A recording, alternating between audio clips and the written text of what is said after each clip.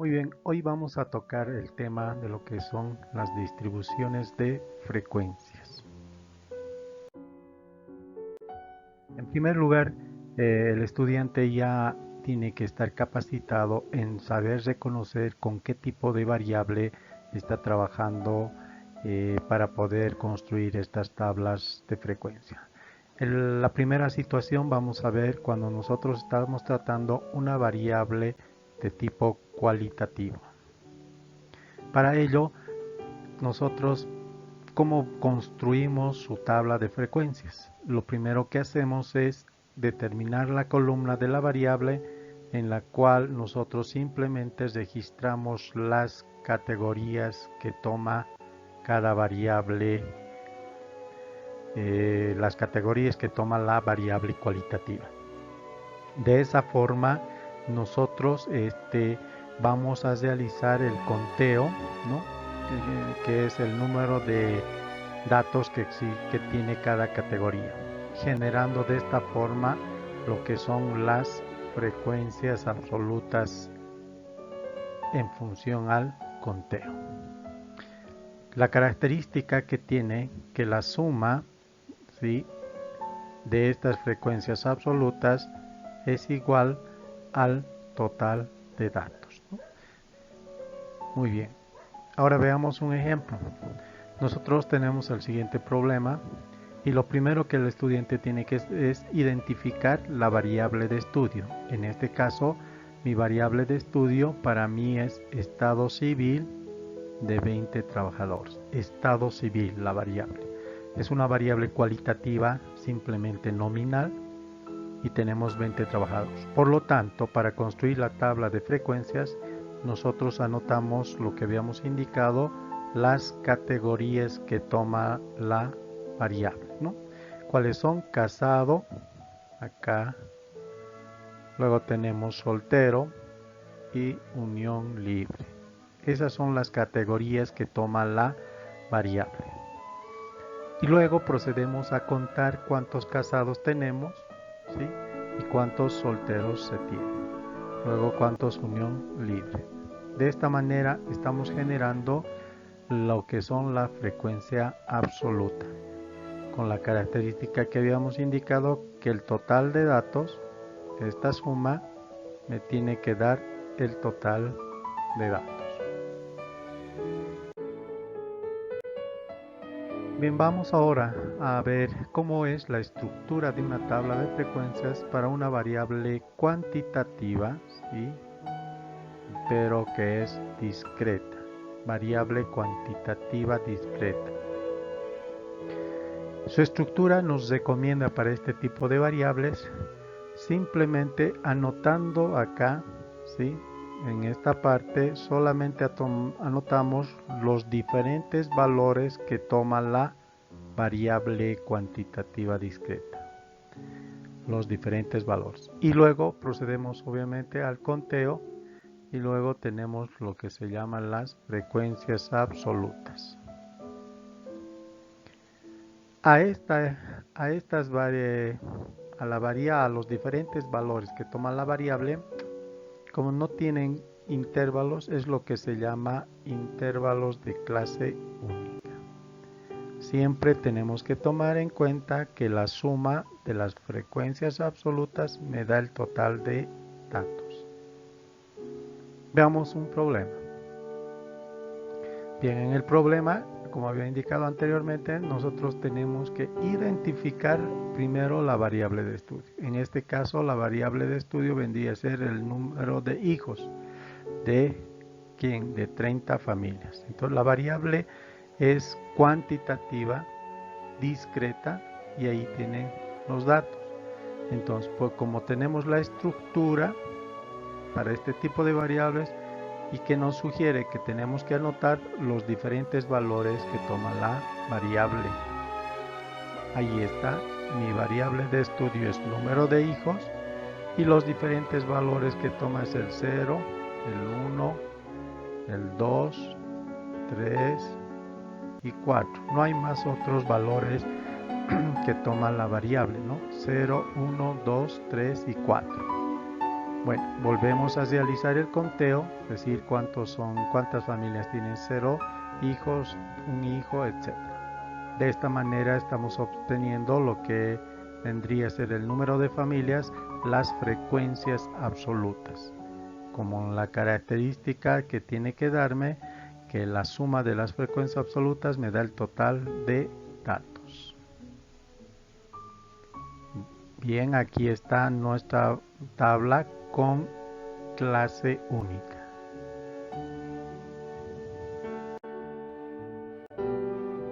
Vamos ahora a ver la estructura de una tabla de frecuencias de variable cuantitativa pero continua, ¿ya? Entonces, la característica de esta tabla, a diferencia de la anterior, que también era cuantitativa, la otra era discreta, esta es continua, hace que en su columna donde se coloca la variable de estudio tiene intervalos de clase, ¿no? Esos son los intervalos de clase. Entonces, para las variables de tipo cuantitativo continua, lo primero que tendríamos que pensar es de formar los intervalos de clase antes de realizar el conteo. Una vez que determinas tus intervalos de clase, procedes a realizar el conteo y luego este conteo genera las frecuencias absolutas. Y obviamente que la suma de las frecuencias absolutas me tiene que dar el total de datos. Muy bien.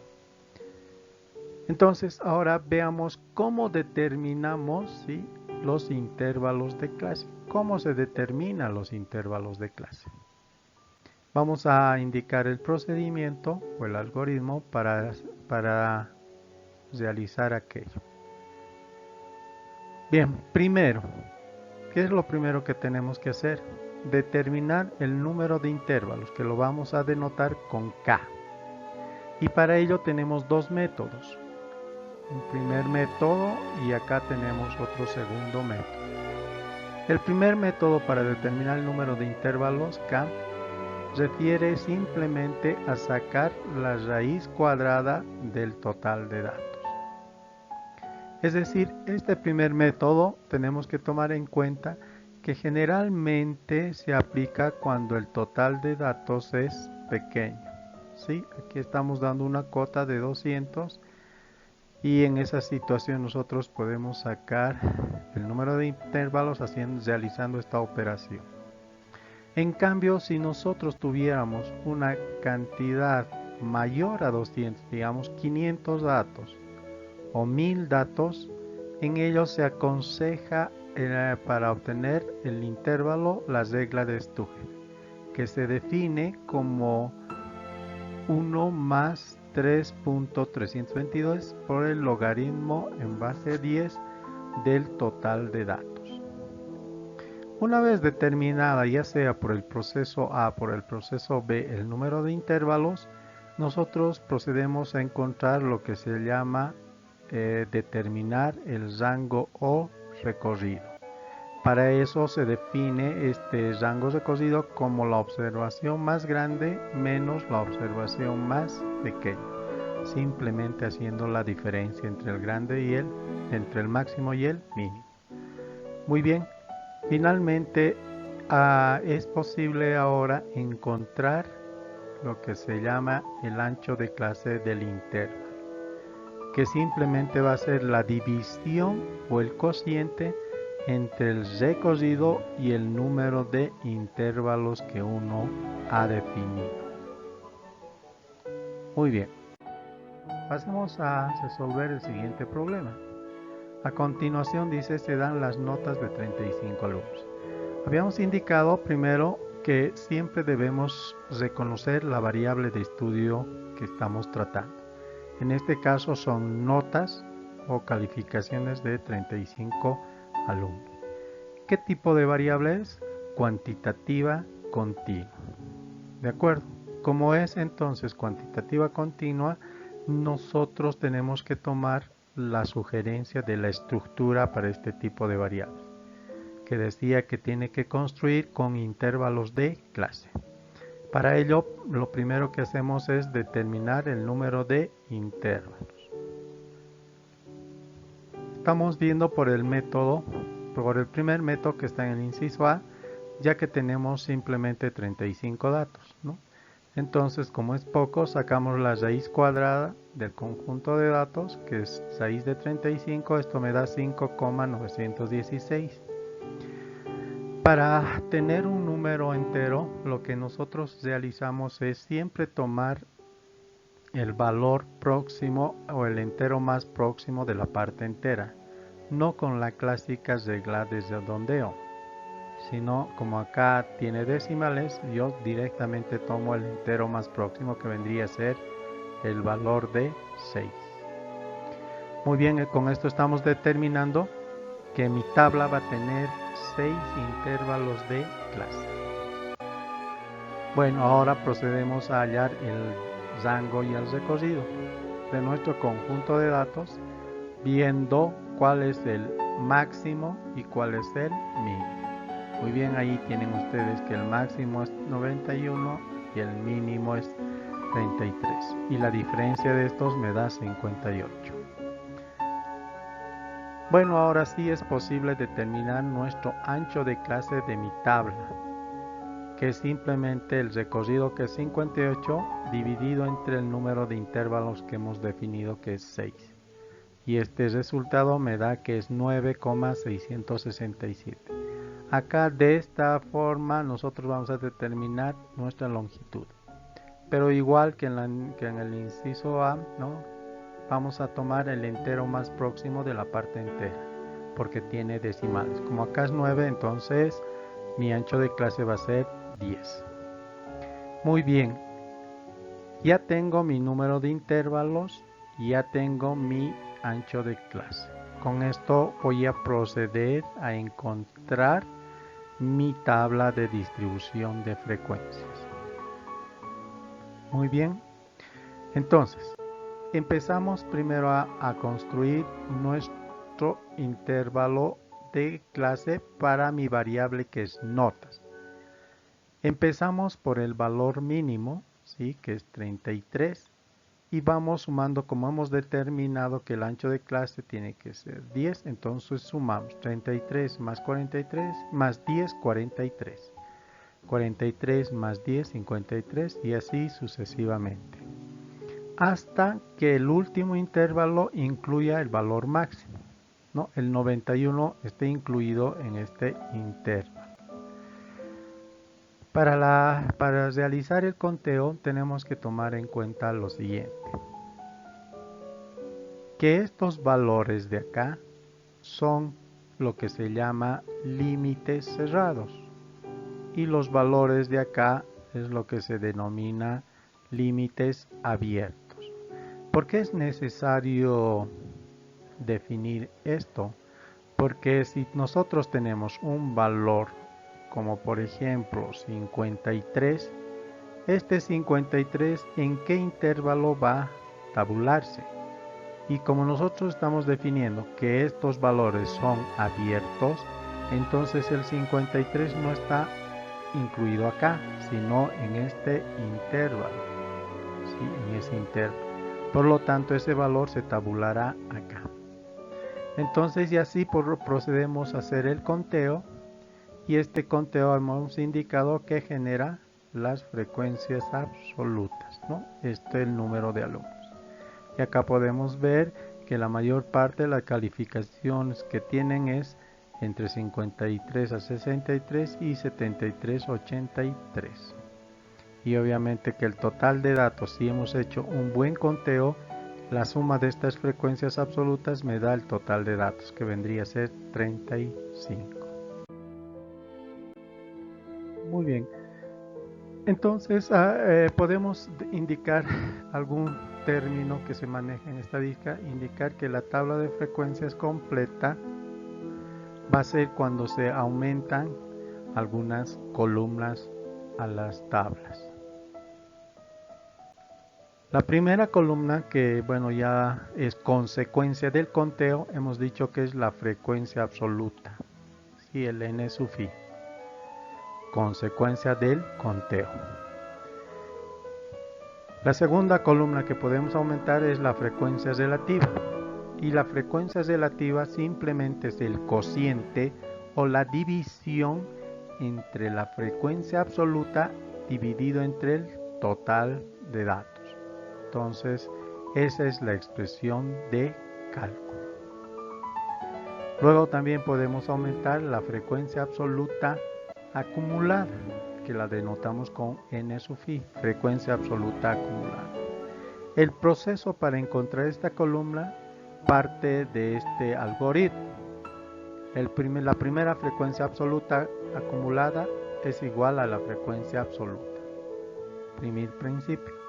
Luego tenemos la frecuencia absoluta acumulada 2, será igual, dice, a la frecuencia absoluta anterior 1 más su frecuencia absoluta. Tomando en cuenta que la última frecuencia absoluta acumulada que corresponde al último intervalo de clase I es el total de datos. Luego tenemos la frecuencia relativa acumulada, ¿no? Trabajamos ahora con la frecuencia relativa, con f sub i. Entonces lo denotamos como f sub i mayúscula y ahí tenemos el algoritmo que nos indica cómo hallar esa columna.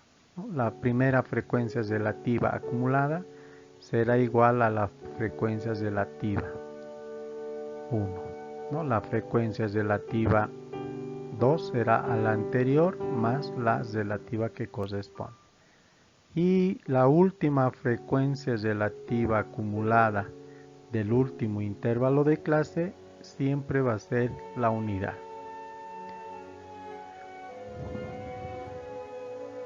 Estos dos puntos, el 3 y el 4, son las frecuencias acumuladas crecientes. Otros textos manejan también frecuencias acumuladas decrecientes, ¿no? Que sería el contrario a este algoritmo. Bien, ahí tenemos un ejemplo, ¿no? De cómo hemos ido aumentando esas columnas. Lo primero que ustedes tienen que tomar en cuenta, no influye mucho el número, la columna donde está la variable.